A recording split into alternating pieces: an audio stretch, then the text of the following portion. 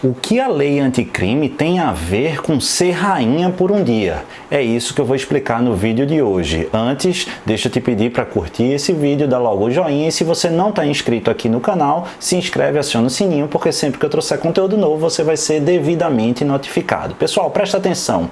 Queen for a Day, ou Proffer Session. Isso é um instituto que é originariamente previsto no direito norte-americano e que está relacionado com o Instituto da Colaboração Premiada e que até pouco tempo atrás não era cogitado e não estava encadernado ou encartado na normatização processual penal brasileira. Só que a lei anticrime, a Lei 13.964 de 2019, veio a alterar isso aí e expressamente hoje eu posso falar com convicção que nós temos aí a nossa versão do Queen for a Day, do Rainha por um Dia. Presta atenção que eu vou te explicar o que é.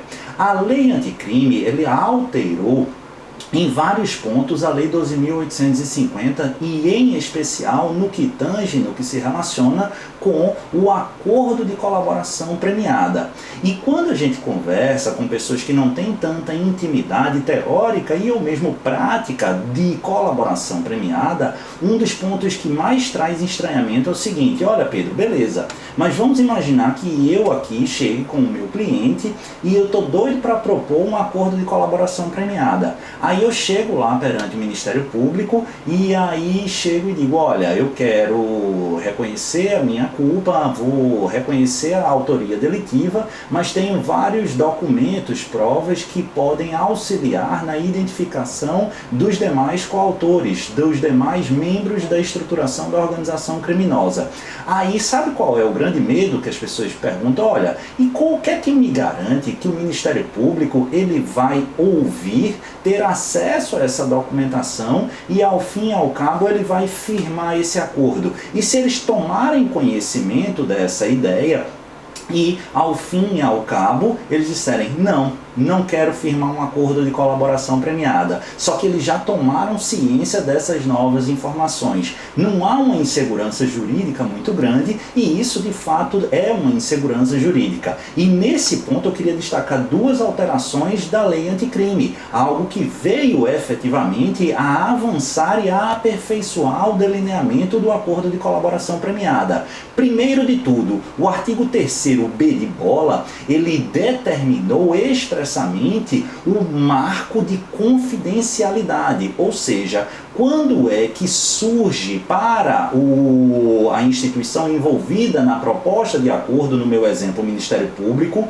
o dever de confidencialidade. Presta atenção, que não é da assinatura do acordo ou mesmo da assinatura de um termo de confidencialidade.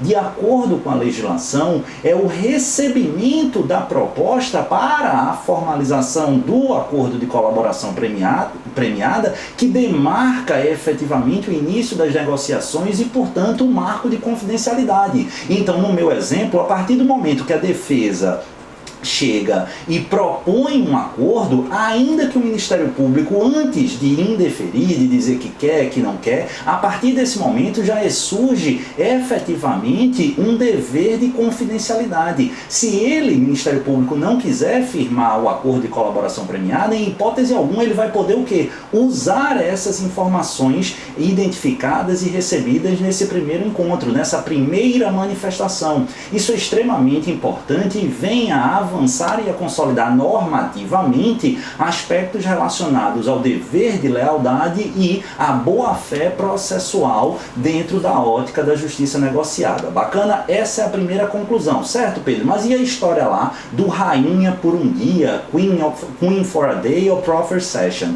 É o seguinte, pessoal, o que é que acontece nessas situações? A defesa chegou lá com o réu, o autor delitivo, e aí ele confessa e quer dizer dizer e quer trazer uma série de informações. Só que aquilo ali tudo pode ser garganta, aquilo ali tudo pode ser informação inventada sem nenhuma comprovação. Nesse contexto, o Ministério Público ele tem dois caminhos. O primeiro, ele pode negar, indeferir, manifestar de plano, de pronto, o seu não desejo de firmar a colaboração. Bacana? Bacana. E aí segue o jogo com o dever de confidencialidade em relação àquilo que chegou. Mas ele pode até se interessar, mas dizer o seguinte: olha, eu até me interesso, mas eu preciso de informações e efetivas que você tem como provar tudo isso que você está falando. É aqui que surge a importância do Rainha por um Dia ou do Queen for a Day.